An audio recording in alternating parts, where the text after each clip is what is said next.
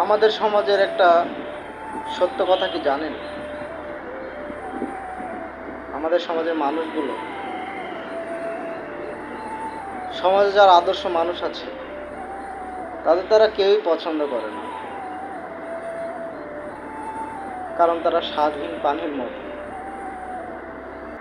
সমাজের মানুষগুলো ওইসব মানুষগুলোকেই প্রাধান্য দেয় বা ওইসব মানুষগুলোকেই সম্মান করে যারা কিনা অনাদর্শ। তারা আদর্শ মানুষগুলোর মতো স্বাধীন পানিও নয়,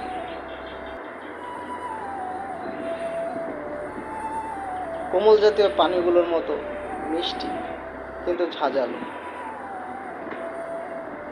আসলে সমাজের মানুষগুলো এরকম। আর সত্য পথে যারা থাকে, যারা আসলে আদর্শ, তাদের এই দুনিয়ার এই সমাজের মানুষের কাছে কোনো দাম নেই।